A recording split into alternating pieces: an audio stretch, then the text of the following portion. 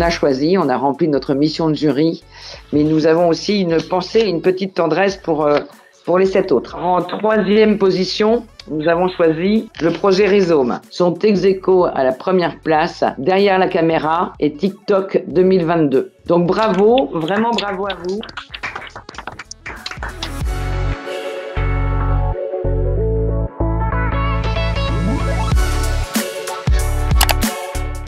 Et si demain c'était simple pour nous, salariés de France Télévisions, de s'engager auprès des jeunes, de témoigner, de leur faire découvrir nos métiers, d'échanger avec eux, ça serait tellement enrichissant.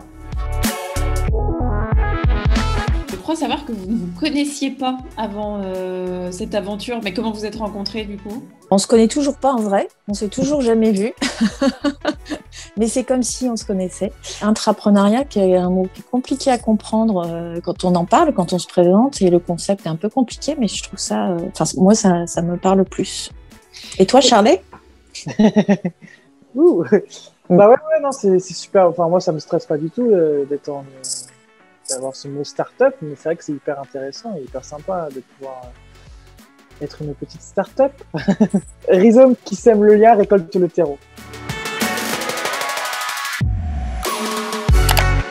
Bonjour et bienvenue dans Derrière la caméra, l'émission en direct sur Twitch dans les coulisses de France Télévisions où vous découvrirez comment sont réalisés nos contenus et vous irez à la rencontre des hommes et des femmes qui les créent. Avec Derrière la caméra, on veut répondre à l'envie du public de connaître comment sont créés les contenus France TV pour se rapprocher du public qui est souvent jeune. Vous en êtes où techniquement sur le produit? La maîtrise des outils et des technologies dont on aura besoin pour créer une émission sur Twitch. On a de la chance, on la maîtrise déjà. On a déjà participé à 2 opérations sur Twitch de France Télévisions cette année, celle de Samuel Etienne et Damien Mascret et celle la semaine dernière de Carrément Craignos. C'est pas moi qui ai grandi en utilisant Internet, c'est Internet et moi qui avons grandi simultanément. Donc je fais partie de cette génération qui a vraiment grandi avec ce monde du numérique et c'est quelque chose qui m'a toujours passionné. Alors TikTok 2022, qu'est-ce que c'est? C'est tout simplement raconter un événement majeur, la présidentielle de 2022, et la raconter à un public qui s'informe principalement sur les réseaux sociaux. Marie et Angélique passent officiellement 1 à 2 heures par jour sur TikTok. Quant à Cécile et moi, ce sont plutôt nos enfants, nos ados qui y sont accros. Et c'était flippant? C'était angoissant le pitch? Mon micro n'a jamais voulu fonctionner. Donc c'était un moment assez terrible, je n'ai pas très bien vécu.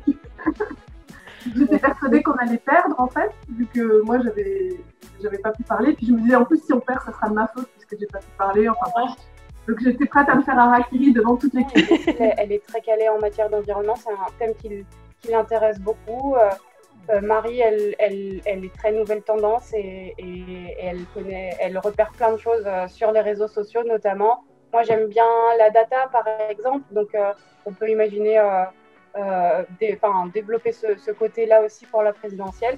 Puis on compte sur David pour son expérience à la fois en termes de politique et d'élection présidentielle, parce qu'on sait qu'il a une bonne vue de tout ça et qu'on pourra compter sur lui. Là, c'est un challenge en fait qu'il va falloir relever parce que ça va être vraiment au quotidien et c'est une autre façon de réfléchir. Mais après, on est tous très curieux de base. C'est aussi pour ça qu'on a choisi ce métier de journaliste, assez habitué à la polyvalence, à l'agilité. Donc, je suis pas très inquiète sur notre capacité à se saisir de tout cet univers. Moi, mon critère, ce sera de réussite, ce sera quand ma fille et ses copines regarderont nos TikTok 2022 et diront ouais, ton père, il est vieux, mais en fait, leurs vidéos, elles sont bien et on a appris des trucs sur la présidentielle 2022. Pour moi, c'est vraiment le baromètre de la réussite.